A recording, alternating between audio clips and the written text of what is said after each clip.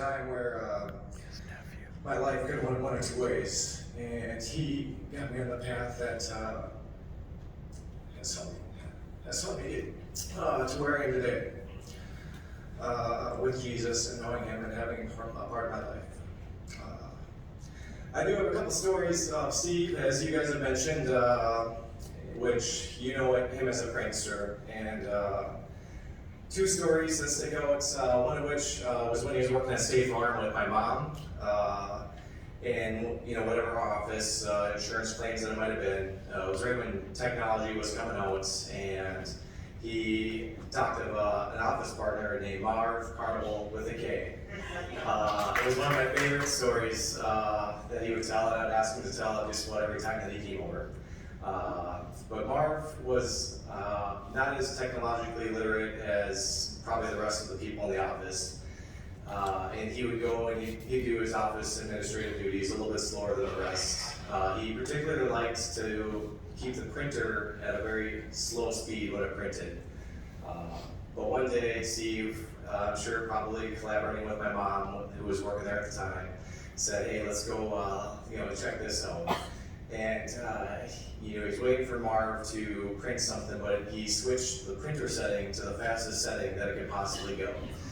And Marv starts to hits print, walks over to the printer, and these are the old printers that had the carbon copies with the perforated edges that you had to tear off at the time. And Marv goes over, hits print, and all of a sudden he just starts freaking out, and he would do it just like this. And Steve and my mom, I'm sure, were just rolling around, laughing around the corner. But just knowing Steve, and that was the personality that he had, that really speaks volume to just trying to make the best out of the situation. And I'm sure there's more to it there. He helped let Marv know that he could print stuff a little bit quicker and he'd be a little more efficient as well. The other story that I had involves my grandma Betty, or Grandma Shaky, for those of you who knew her.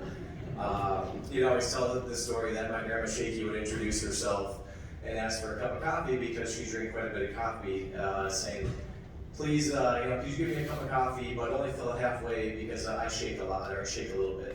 So she became known as Grandma Shaky.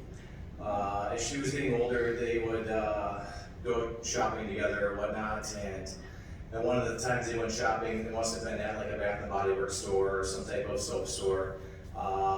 They were looking for whatever they might have needed, and Grandma Shaky was looking for some sponges, but she must have misplaced the sponges, and in the middle of the checkout just yelled, "Steve, the sponges!" And the whole store looked down looking for these sponges, trying to find them, but they couldn't. And then, hands go up, "Was it this one? Was it this one? Was it this one?" And Steve just like, as he's trying to help his mom out. I will say though that Steve was great at serving others, and he, definitely served me. I was confirmed here at North Heights at the Baptist Heights Church with Forrest and Leah. He went out of his way to pick me up, which I'm grateful for. I will say that that's, I guess, what I can take away is that we should all remember to continuously serve others, and he definitely did a great job. That is something that I can say, or we can all say that he continuously served us, and that's something that I guess I'll always remember. Thanks for being here today. I appreciate it, and I know Steve's heart is full to know that those are present.